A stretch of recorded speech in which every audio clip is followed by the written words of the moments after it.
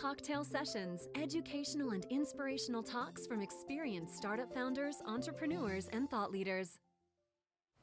Do you know that in 1991, 6 out of 10 top managers wanted to be sheep? Only 37% of top managers at the time wanted to be category innovation leaders. By 1999, that number had soared to 95%. I'm sure you can guess what happened, right? The internet, global competition, thought leader books like Clayton Christensen's The Innovator's Dilemma, all changed the mindset dramatically. And that was good. Now, today, the floodgates have opened. In May, the Wall Street Journal searched through all SEC documents and found that the word or some form of the word innovation had been used 33,528 times in 1 year, 2011. So, and can you guess who was at the top of the list? Apple, 22 mentions, and Procter & Gamble, also 22 mentions. 4 out of 10 companies now report having an chief innovation officer. But what is actually quite remarkable is that that same Capgemini study that reported that says that the majority of companies think that's only for appearances, because they really don't have a viable innovation strategy for their chief innovation officer role. I mean, I find that remarkable. As a 5-time entrepreneur who has always been kind of at the leading edge, I think this whole perfunctory, let's be innovative across America is kind of disheartening.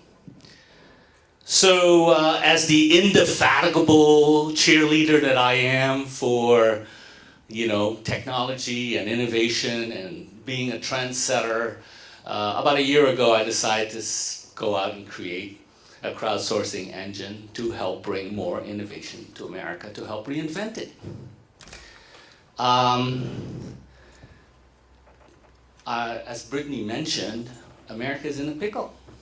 We are $87 trillion in debt with no viable strategy to pay it back. So the only way we can do is we need to reinvent the country and dramatically up the amount of innovation. That can be kind of a tough nut to crack. So I thought, what can I do? What can I do? One of my startups back in 1991 was a cool startup called Atelier Systems that created a super easy to use CRM software program.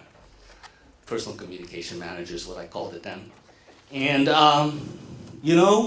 Tony wants to start $50 million worth of startups here in Las Vegas.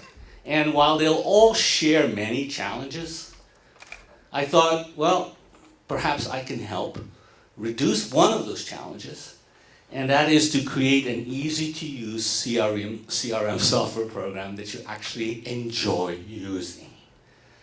I stress the word enjoy.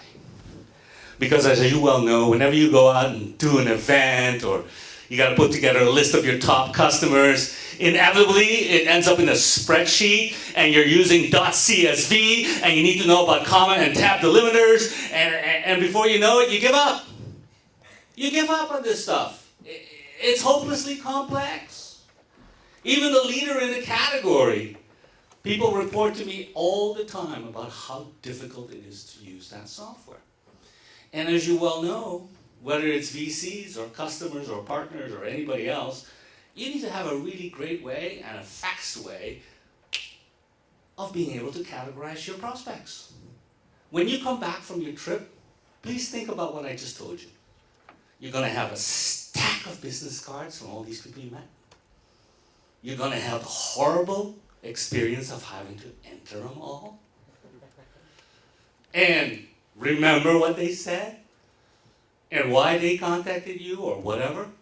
These are incredibly challenging but absolutely simple infrastructure challenges that have yet to be solved by any viable CRM software startup. So I'm going to lend my support in reinventing America by helping all these Las Vegas and all the other American startups have a much easier time with a next generation CRM software program. I'm looking for partners. If you're interested in joining, we're going to break all kinds of records because remember, in the Dun & Bradstreet worldwide database, there are 205 million records. And I thank you very much for listening. Thank you.